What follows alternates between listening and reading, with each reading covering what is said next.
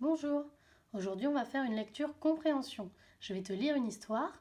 Toi, il faut bien que tu écoutes et que tu imagines l'histoire dans ta tête comme si c'était un film. Fais attention aux personnages, au lieu où ça se passe, qu'est-ce qui se passe et dans quel ordre. Je m'arrêterai à certains endroits de l'histoire pour te poser des questions. Alors avant de commencer l'histoire, on va regarder la couverture. Quels sont les personnages présents sur la couverture? Oui, il y a un renard et un cochon. Souviens-toi, essaie de te souvenir d'autres histoires que tu connais avec des renards. Et qu'est-ce que tu sais du renard dans les histoires? Appuie sur pause pour réfléchir. Eh bien, dans les histoires, le renard est souvent rusé. On dit qu'il est rusé. D'ailleurs, c'est une expression rusé comme un renard. Il fait des ruses, ça veut dire qu'il fait des farces. Il s'arrange pour manipuler les autres pour arriver à ses fins, pour arriver à obtenir ce qu'il veut. Maintenant, souviens-toi d'autres histoires que tu connais avec des cochons. Qu'est-ce que tu sais du cochon dans les histoires? Appuie sur pause pour réfléchir. Eh bien, moi, le personnage du cochon, ça me fait tout de suite penser à l'histoire des trois petits cochons, dans laquelle les cochons sont des victimes. Alors, ils se font manger par le loup. Enfin, à la fin, heureusement, ils arrivent à lui échapper. Mais effectivement, le cochon est souvent présenté dans les histoires comme une victime. Regarde maintenant le visage et l'attitude des deux personnages. Est-ce que le renard a l'air rusé comme dans les autres histoires? Eh bien, plutôt, hein. Il a l'air plutôt rusé, puisqu'il a les sourcils froncés, il a le sourire, il a les mains jointes, et il se réjouit. Il a l'air content, il a probablement l'intention de manger le cochon. Maintenant, le cochon, est-ce qu'il a l'air d'une victime comme dans les autres histoires? Eh bien, on voit qu'il sourit, il a l'air de danser d'une patte sur l'autre, on dirait qu'il est content. Bizarre, un cochon à côté d'un renard, et il a l'air content, il ne semble pas avoir peur en tout cas. On ne sait pas pourquoi il a l'air content. On verra en découvrant le texte. Peut-être qu'il est naïf. Naïf, ça veut dire qu'il ne se méfie pas, il ne fait pas attention, et il est en train de se faire avoir. Peut-être, si le renard est rusé, peut-être qu'il peut se faire avoir par lui. Eh bien, pour découvrir tout ça, nous allons le lire. Mon jour de chance. Le titre est ici. Mon jour de chance de Keiko Kaza. Aux éditions, ça se voit pas très bien, Lutin Poche. Mon jour de chance. Il y a une dédicace pour Hiroki. Ce jour-là, un renard affamé s'apprêtait à sortir chasser pour son dîner. Il était en train de polir ses griffes quand un coup frappé à la porte le fit sursauter. Dehors, une voix appelait « Ohé, lapin, es-tu chez toi ?» « Lapin ?» se dit le renard. « Mais s'il y avait eu le moindre lapin ici, je l'aurais déjà croqué pour mon petit déjeuner. » Le renard ouvrit la porte sur un porcelet joliment appétissant. « Oh non !» couina le porcelet. « Oh si !» glapit le renard. « Tu ne pouvais pas mieux tomber. » Il empoigna le porcelet et se précipita vers la cuisine. « C'est sûrement mon jour de chance !» s'écria le renard. « A-t-on jamais vu un succulent dîner venir frapper à la porte d'un renard affamé ?» Le porcelet gigotait et hurlait. « Laissez-moi partir, laissez-moi partir !»« Désolé, vieux, » répondit le renard. « Tu n'es pas n'importe quel dîner. Le cochon de lait rôti est vraiment mon dîner préféré. Allez hop, tu vas dans le plat à rôtir. » On fait une petite pause compréhension. Je vais te poser des questions. Appuie sur pause à la fin de chaque question pour prendre le temps de réfléchir et de répondre. Alors d'abord, où se passe l'histoire? Eh bien, ça se passe chez le renard, puisque le cochon frappe à sa porte, le renard ouvre la porte et le fait entrer à l'intérieur. Pourquoi le cochon a frappé à la porte du renard? Eh bien, il pensait être chez son ami le lapin, puisqu'il dit « Ohé, lapin, es-tu chez toi ?» Ça veut dire qu'il pense qu'il est chez le lapin, et en réalité, il est chez le renard. Que fait le renard en voyant le cochon?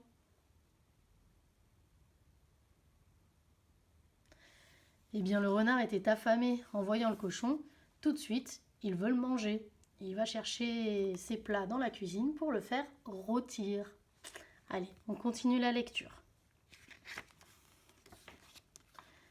Ce n'était même pas la peine d'essayer de résister. D'accord, soupira le porcelet. J'y vais. Mais il y a un petit problème. Lequel? Demanda le renard. Eh bien, je suis un cochon, vous savez. Je suis très sale. Ne pensez-vous pas que vous devriez d'abord me laver? À votre avis, monsieur renard? Marmonna le renard. Le fait est qu'il est sale. Alors le renard s'activa. Il ramassa du petit bois, il fit un feu, il alla chercher de l'eau, puis il donna au porcelet un bon bain. « Vous brossez drôlement bien, » dit le porcelet. « Ça y est, » dit le renard, « te voilà le porcelet le plus propre du canton. Maintenant, tu ne bouges plus. »« D'accord, » soupira le porcelet. « Je ne bouge plus, mais... » « Mais quoi ?» demanda le renard. « Eh bien, je suis un tout jeune cochon, vous savez. Ne pensez-vous pas que vous devriez d'abord m'engraisser? À votre avis, monsieur renard ?» Marmonna le renard. « Le fait est qu'il pourrait s'étoffer. » Alors le renard s'activa. Il cueillit des tomates, il prépara des spaghettis, il fit des petits gâteaux. Puis, il offrit au porcelet un savoureux dîner. « Vous cuisinez drôlement bien, » dit le porcelet. « Ça y est, » dit le renard, « te voilà le porcelet le plus gras du canton. Tu es prêt à rôtir maintenant. »« D'accord, » soupira le porcelet. « Je suis prêt, mais... »« Mais quoi hurla le renard. « Eh bien, je suis un cochon qui travaille dur, vous savez. Ma viande est affreusement coriace. Ne pensez-vous pas que vous devriez d'abord me masser pour obtenir une chair tendre et délicate? À votre avis, monsieur renard ?» Marmonna le renard. « Le fait est que je préfère une chair tendre et délicate. » Alors le renard s'activa. Il tapota, il étira, il malaxa et il pétrit le porcelet de la tête jusqu'au bout des pieds. « Vous massez drôlement bien, » dit le porcelet. On fait une petite pause compréhension. Je vais te poser des questions. Comme tout à l'heure, appuie sur pause pour prendre le temps de répondre. Alors, que fait le renard avant de manger le cochon? Eh bien d'abord, il va lui donner un bain, puisque le cochon est sale. Ensuite, il va le nourrir pour l'engraisser, ça veut dire le rendre plus gros, pour avoir plus de viande à manger. Donc il lui prépare à manger et il lui sert un bon repas. Et ensuite, eh bien, il va le masser pour que sa viande, sa chair, soit beaucoup plus tendre, soit moins dure une fois qu'il le mangera. Qui lui a donné l'idée de faire tout ça?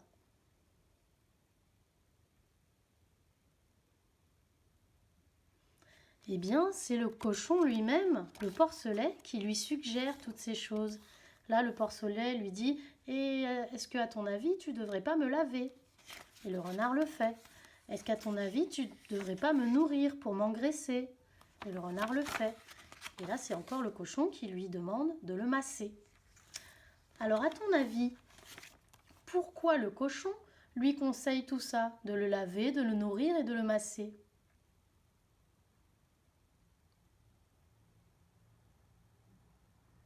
Eh bien, visiblement, ce cochon, il cherche à gagner du temps. Il n'a pas envie de se faire manger. Alors, il utilise la ruse. Il manipule le renard pour ne pas se faire manger. Il le manipule, ça veut dire qu'il le force, mais sans vraiment le forcer, à faire ce qu'il veut. Il trouve toujours un prétexte, une excuse, pour repousser le moment où il va se faire manger. À ton avis, que va-t-il se passer après le massage ? Eh bien, c'est ce que nous allons découvrir. On lit la suite. Mais vous savez, poursuivit le porcelet, j'ai travaillé très dur ces derniers temps. Mon dos est tout ankylosé. Pourriez-vous le masser avec plus de fermeté, monsieur Renard ? Un peu plus à droite, s'il vous plaît. Oui, c'est ça. Maintenant, un tout petit peu plus à gauche. Monsieur Renard ? Êtes-vous là ?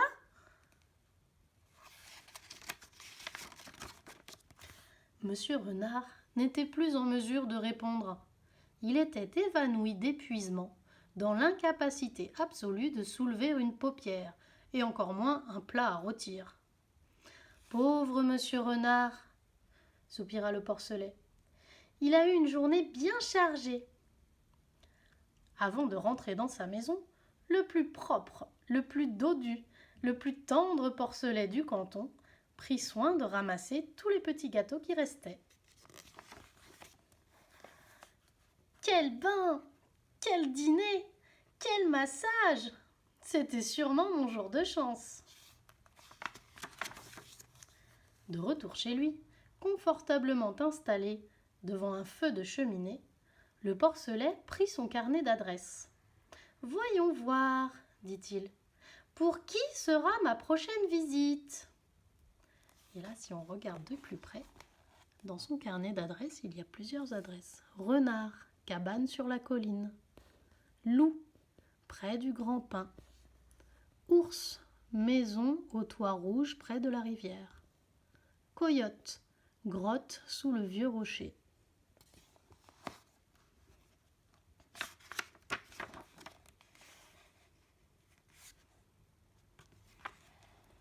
L'histoire est terminée, je vais te poser encore quelques questions. Alors, appuie sur pause pour répondre, comme d'habitude. Déjà, est-ce que le renard a mangé le cochon ? Alors ça c'est facile, non, le renard n'a pas mangé le cochon. Pourquoi, à ton avis ?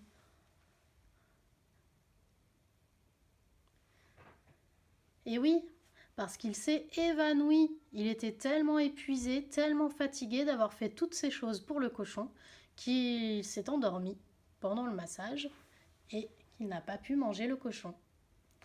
Alors une fois rentré chez lui, le cochon déguste les gâteaux du renard bien assis dans son fauteuil et il prend son carnet d'adresses. Et qu'y a-t-il dans son carnet d'adresses ?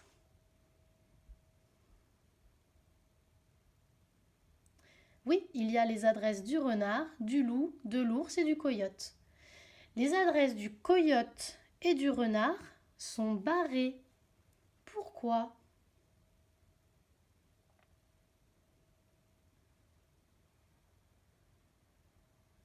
Eh bien, il a barré les adresses des personnages à qui il a déjà rendu visite. Il vient d'aller voir le renard et le coyote aussi est barré. Il a donc dû aller le voir juste avant. Et il se demande à qui il va rendre visite la prochaine fois. Sa visite chez le renard n'était donc pas une erreur, comme on a pensé au début. Au début, on pensait qu'il était arrivé par erreur chez le renard en voulant aller chez le lapin. Mais en fait, non, il voulait vraiment aller chez le renard. Il ne s'est pas trompé. Il savait qu'il allait chez le renard. Alors, à ton avis, pourquoi rend-il visite à plusieurs animaux ?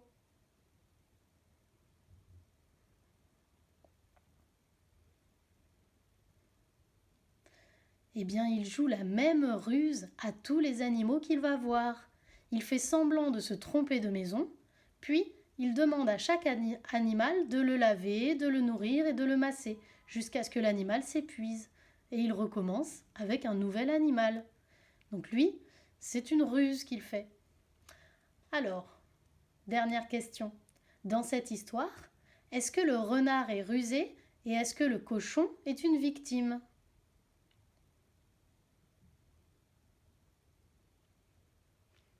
Tu as raison, ce n'est pas le cas. Les rôles sont inversés. C'est le cochon qui fait une ruse. C'est le cochon qui manipule le renard. Et le renard se fait avoir. C'est lui la victime. Bien, j'espère que cette histoire t'a plu. Moi, je l'adore. Maintenant que tu as tout compris, si tu as envie, tu peux l'écouter une dernière fois en entier. Mon jour de chance. Mon jour de chance. Ce jour-là, un renard affamé s'apprêtait à sortir chasser pour son dîner. Il était en train de polir ses griffes quand un coup frappé à la porte le fit sursauter. Dehors, une voix appelait « Ohé, lapin, es-tu chez toi ?»« Lapin ?» se dit le renard. « Mais s'il y avait eu le moindre lapin ici, je l'aurais déjà croqué pour mon petit déjeuner. » Le renard ouvrit la porte sur un porcelet joliment appétissant. « Oh non !» couina le porcelet. « Oh si !» glapit le renard.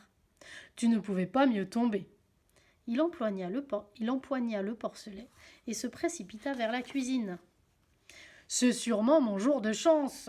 s'écrie le renard. « A-t-on jamais vu un succulent dîner venir frapper à la porte d'un renard affamé ?» Le porcelet gigotait et hurlait. « Laissez-moi partir! Laissez-moi partir !»« Désolé, vieux, » répondit le renard.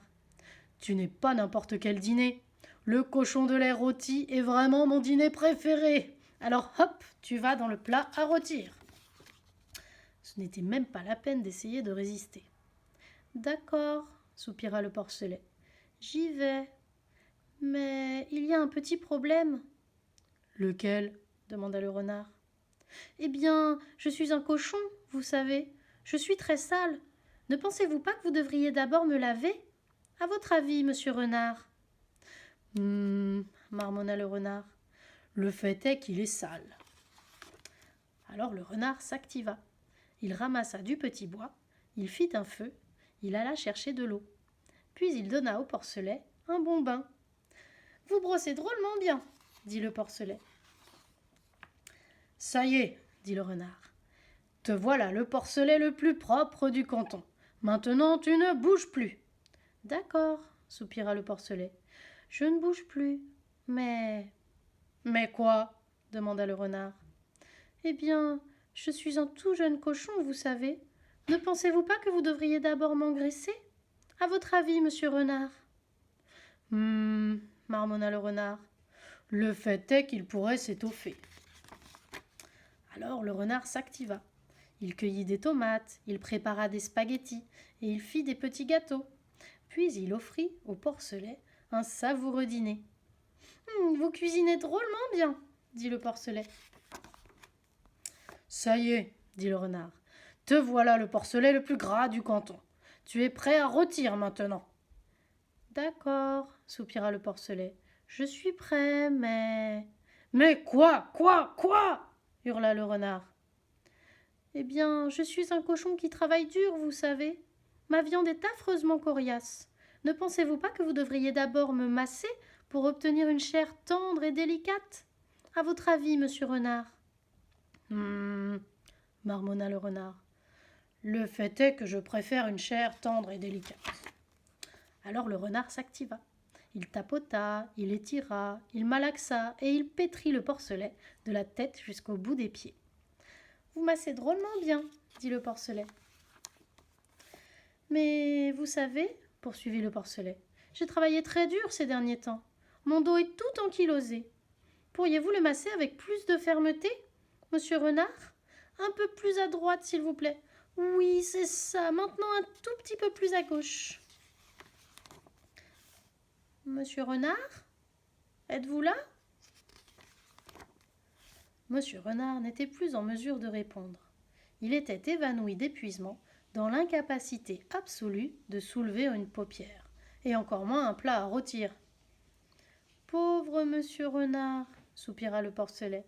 « Il a eu une journée bien chargée. » Avant de rentrer dans sa maison, le plus propre, le plus dodu, le plus tendre porcelet du canton prit soin de ramasser tous les petits gâteaux qui restaient. « Quel bain ! Quel dîner ! Quel massage ! C'était sûrement mon jour de chance. » De retour chez lui, Confortablement installé devant un feu de cheminée, le porcelet prit son carnet d'adresses. « Voyons voir, dit-il, pour qui sera ma prochaine visite ?»